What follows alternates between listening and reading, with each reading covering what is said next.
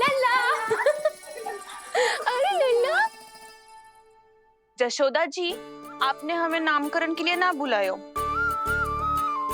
कोई बात ना है, लेकिन ये तो बताओ कि लल्ला का नाम क्या रखो है? हाँ भाभी, बताओ ना। हाँ जीजी, अब और प्रतीक्षा ना हो रही हमसे। इसका नाम रखो है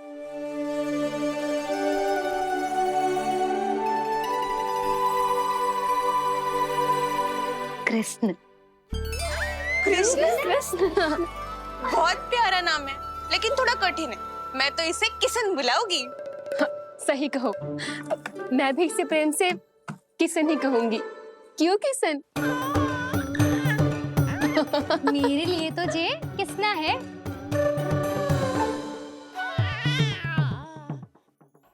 क्या कर रही हैं ये सब?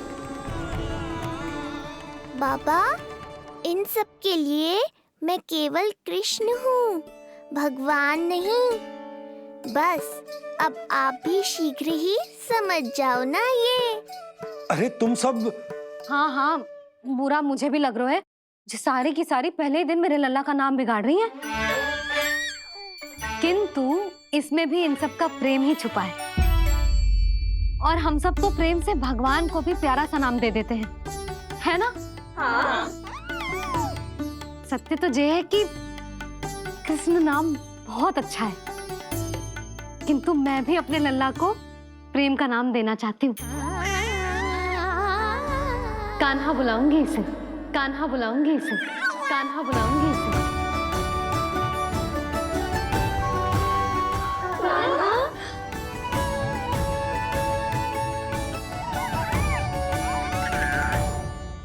कान्हा, अनोखी ध्वनि, सहज सा मीठा। मैं भी इसे कान्हा ही पुकारूंगी।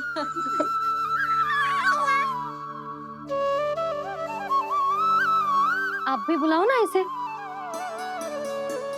आप एक बार बुला कर तो देखो, झट से पलट कर देखेगा आपको ये हमारा नटखट कान्हा।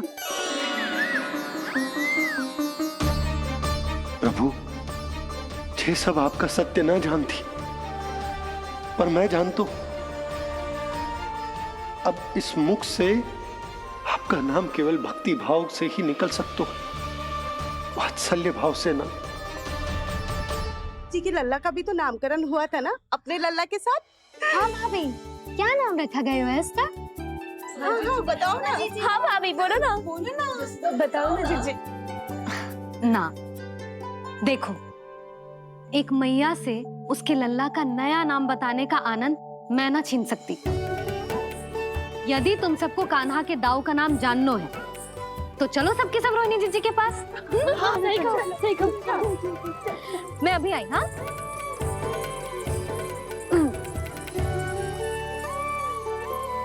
सुनो जी, आप लल्ला को संभालो, मैं अभी आई। रोहिणी, मैं कैसे? ये प्रभु, लल्ला। जी क्या मैं कर रहे हो?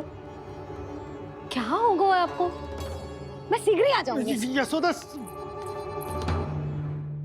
मुझसे दूर कब तक रहोगे बाबा?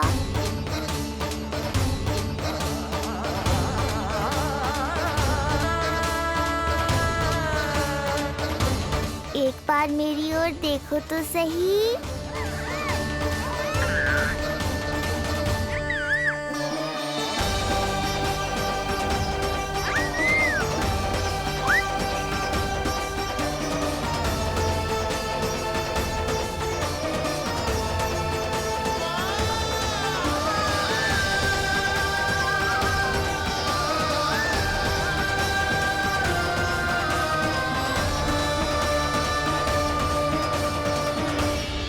प्रभु, मुझे दुविधा में डालकर आप मुस्कुरा रहे हो।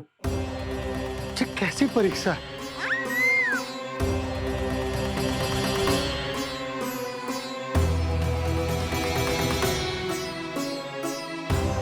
ये क्या कर रहे हैं आप? पिता का स्थान पुत्र के चरणों में नहीं होता, पुत्र के सिर के ऊपर होता है उनका हाथ, उनका वरदहस्त। प्रभु, आप चाहते हो कि मैं आपका सत्य यशोदा को न बताऊं। यशोदा चाहती है कि मैं आपको लल्ला की तरह अपने गोद में उठाकर आपसे बातें करूं। मेरी आंखें चाहती हैं कि मैं आपको अपने इष्ट देव, अपने आराध्य के स्वरूप में देखूं।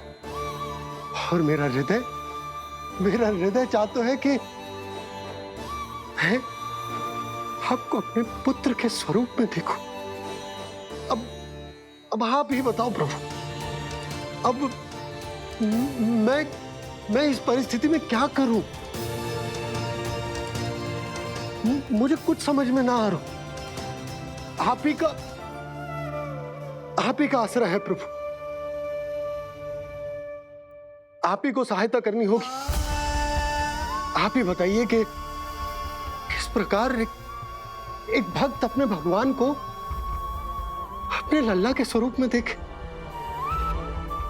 उसे अपने हाथों में उठाए, उसे खिलाए, उसके साथ बातें करे, कैसे वो उसका लालन पालन करे अपने पुत्र के स्वरूप में। प्रभु, मुझे कुछ समझ में ना आ रहा। सहायता करो प्रभु।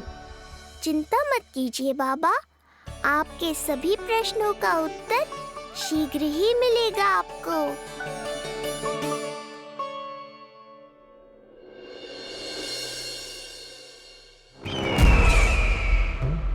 ऋषि गर्ग पधारे हैं महाराज।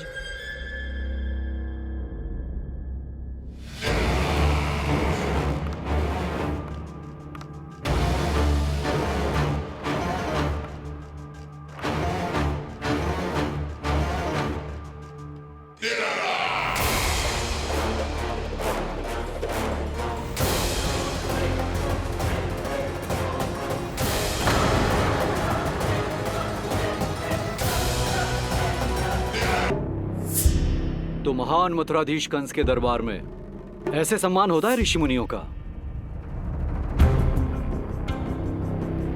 नहीं नहीं ऋषिवर, ये तो केवल एक उदाहरण है कि कैसे एक विष्णु भक्त का सम्मान नहीं किया जाना चाहिए। तब तो अच्छा ही है। मैं यहां तुमसे सम्मान की अभिलाषा लेकर नहीं आया हूं। मैं यहां देवकी और वसुदेव से भेंट की इच्छा लेकर आया हूं। क्यों? मेरे विरुद्ध कोई षड्यंत्र रचना चाहते हो? जो सदैव दूसरों के विरुद्ध षड्यंत्र करता है, उसका संपूर्ण जीवन इसी भ्रम में बीतता है कि सारा संसार उसके लिए षड्यंत्र कर रहा है। परंतु अन्य व्यक्तियों के पास इससे भी अत्यधिक महत्वपूर्ण कार्य होते हैं करने के लिए। यह महत्वपूर्ण कार्य करने की आपकी यह इच्छा इस दरबार में पूर्ण नहीं होगी ऋषिवर।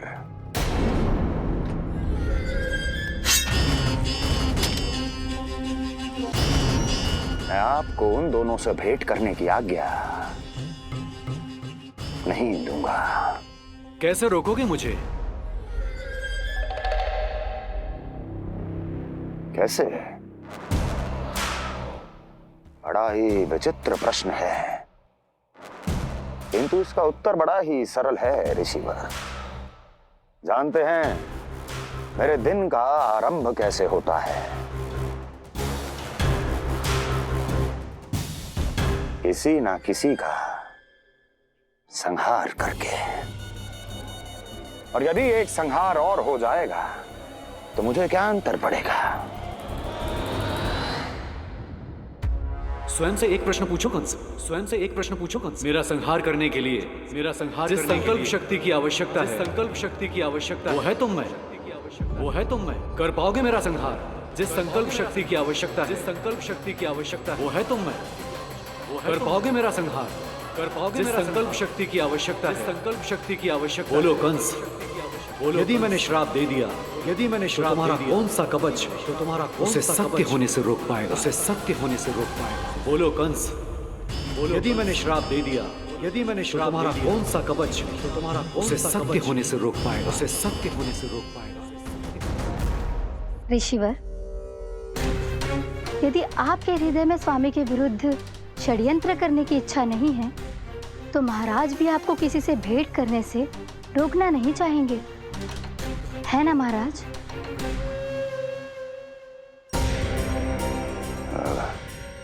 हाँ, आप उन दोनों से भेंट कर सकते हैं।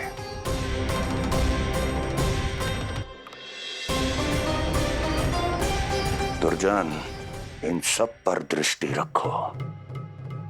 अब सब कुछ सुनकर आना, सब कुछ भी छूटना नहीं चाहिए। जाओ।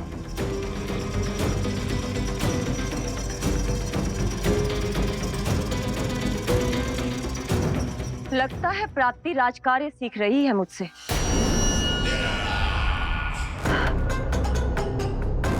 उचित समय पर सही सुझाव दिया तुमने प्राप्ति। अब आसानी से पता लग जाएगा कि ऋषिगढ़ के यहाँ आने का वास्तविक कारण क्या है।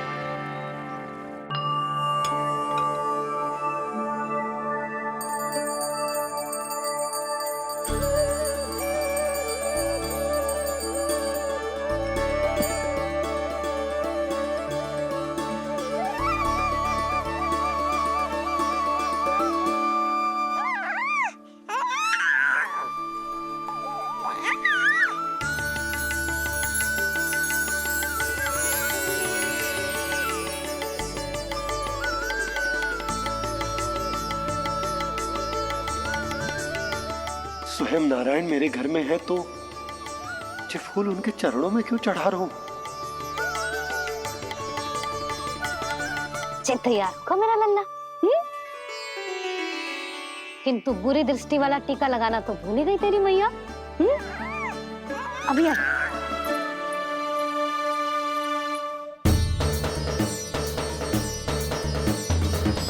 ओहो,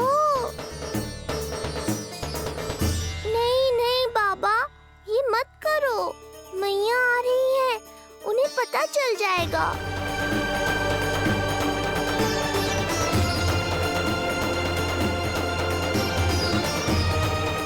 ये फूल तो आपके चरणों के लिए ही बने हैं प्रभु, इन्हें स्वीकार करें। बाबा, ये सत्य मैंने आपको अपना साथ देने के लिए बताया था, अपने आप को फंसाने के लिए थोड़ी ना।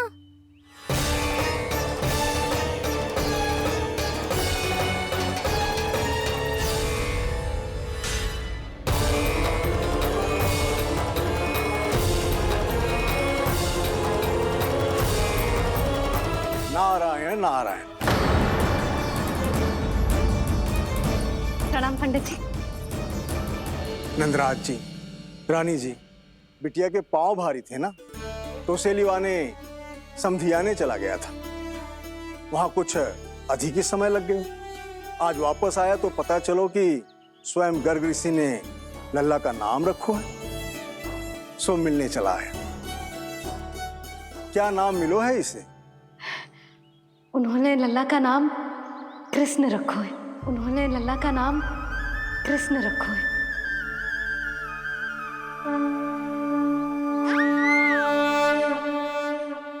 कृष्ण। आहा, उत्तम, अति उत्तम, बहुत मधुर नाम है। ऐसा लग तो है जैसे आप स्वयं श्री नारायण का नाम ले रहे हैं।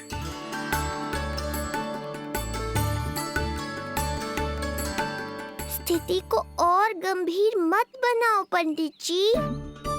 आपको तो बाबा के प्रश्नों का उत्तर देना है।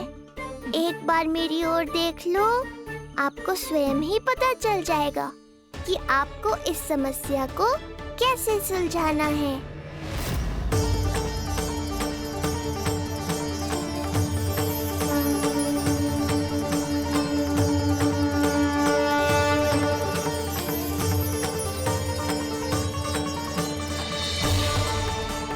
पंडित जी मेरे लल्ला को टकटकी बांध के देखे क्यों जा रहे हैं?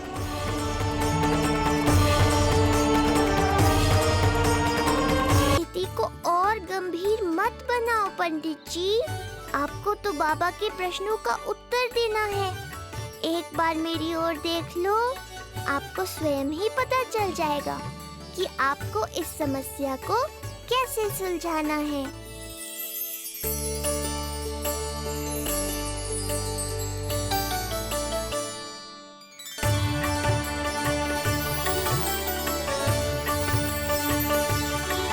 क्या हुआ पंडित जी?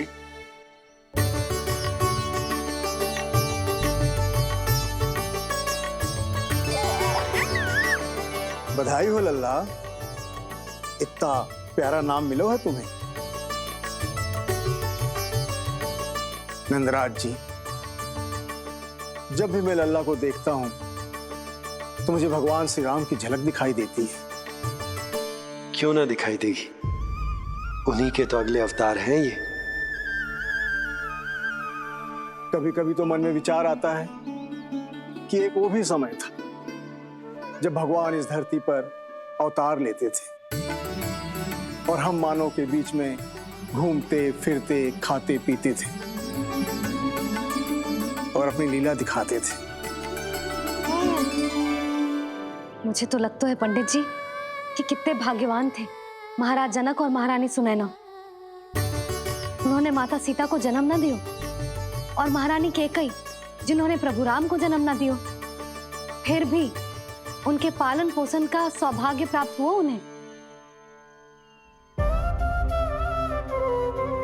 कल्पना करो पंडित जी, कितने पुण्य अर्जित किए होंगे उन्होंने पिछले जन्म में, कितनी तपस्या की होगी कि जिनकी गोद में सारा संसार है वो श्री नारायण और माता लक्ष्मी उनकी गोद में खेले।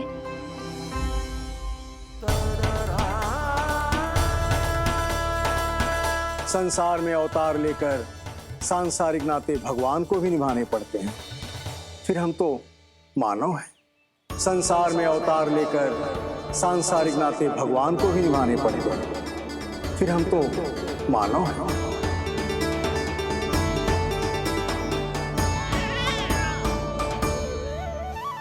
जो हो रहा है और जो भी होता है सब उनकी ही इच्छा से होता है नंदराज, इसलिए आगे का मार्ग भी वही दिखाएंगे।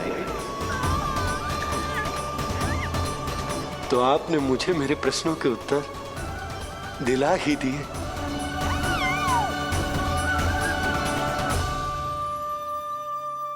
मैं भी क्या क्या बातें करने लगा।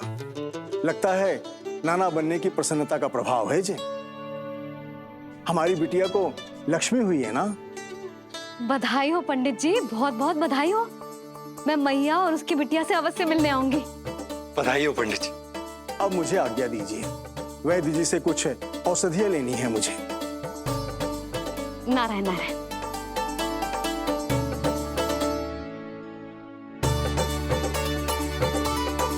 आजा लल्ला, आजा।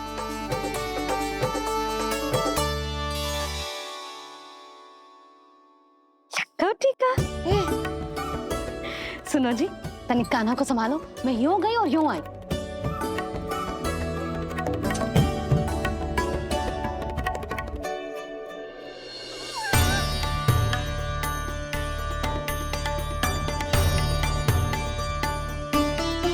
क्या हुआ? मैं देख रही हूँ नामकरण के बाद से एक बार भी आपने कान्हा को गोद में ना लिया है। सब ठीक है ना? हाँ, सब ठीक है। अब सब ठीक है। लो मेरा लल्ला।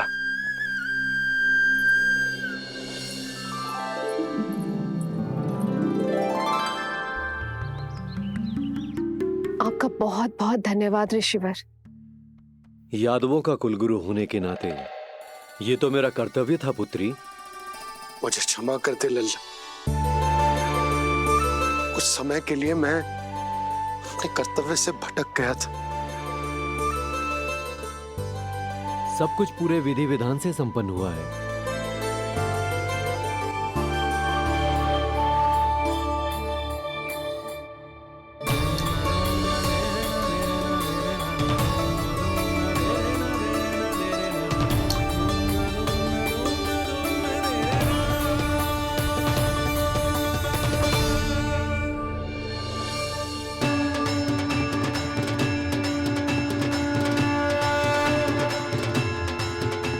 जो नाम मैंने दिया है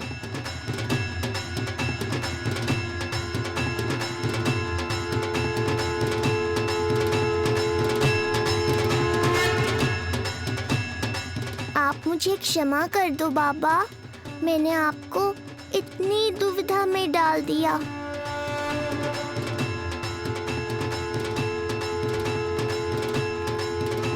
और इस तरह नंद को सब कुछ पता चल गया। आप दोनों चिंता मत करिए, सब ठीक है। अब मैं आपके 6 पुत्रों का श्राद्ध कर्म करूंगा।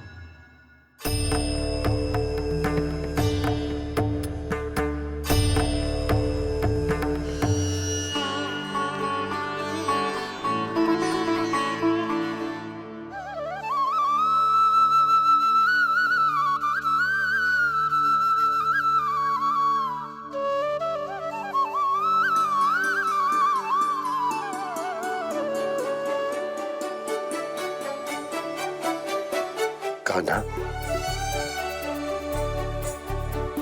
क्या हुआ जो मैं तेरा वास्तविक बाबा ना हूं? क्या अंतर पड़ता कि तुम मेरे आराध्य के अवतार हो? महत्वपूर्ण बात तुझे है कि मुझे तुम्हारे साथ मुस्कुराने को, तुम्हें खिलाने को, तुम्हारा ध्यान रखने को, तुमसे प्रेम करने को सौभाग्य प्राप्त हो।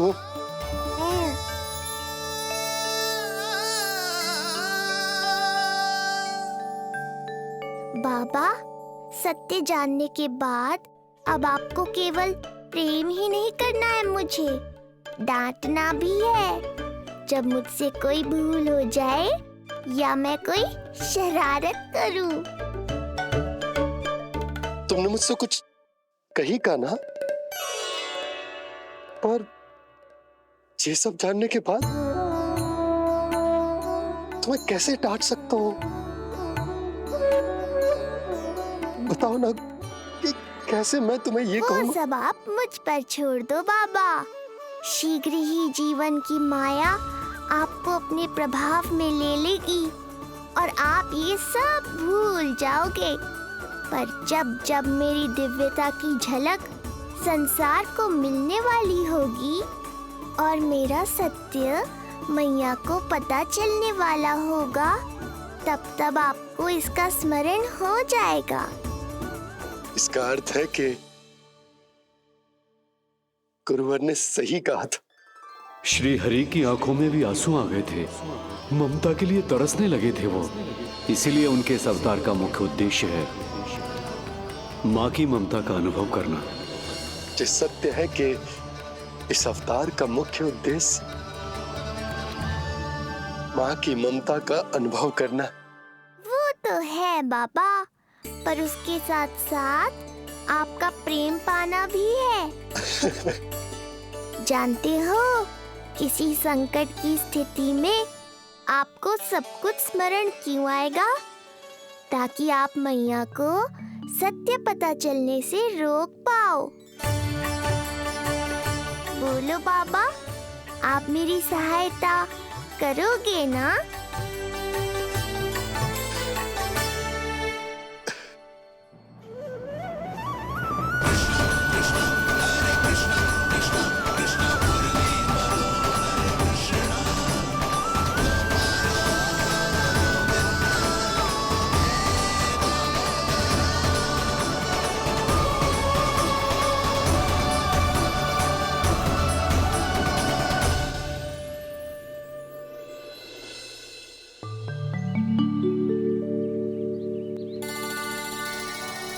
अब तो मेरा कान्हा बैठना सीख गया।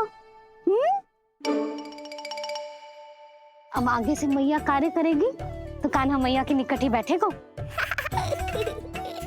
कितनी अच्छी तरह से बैठने लगो मेरा कान्हा। तेरे बाबा कुछ अधिक ही व्यस्त हैं आज।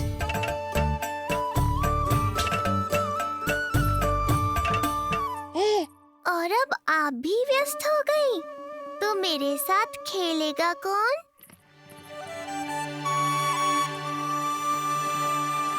लल्ला, कान्हा, लो भाभी, खिले हुए फूल भी ले आई हूँ और शीघ्र ही जाके तरकारियाँ भी ले आऊंगी।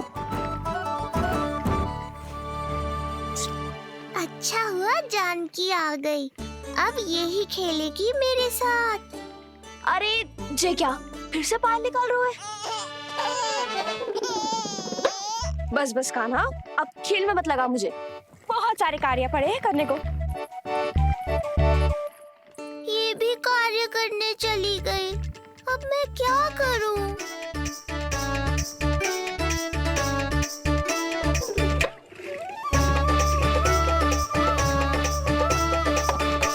सब व्यस्त है, मेरे लिए किसी के पास समय ही नहीं है। लगता है इनका ध्यान बटाने के लिए अब मुझे कुछ करना ही होगा।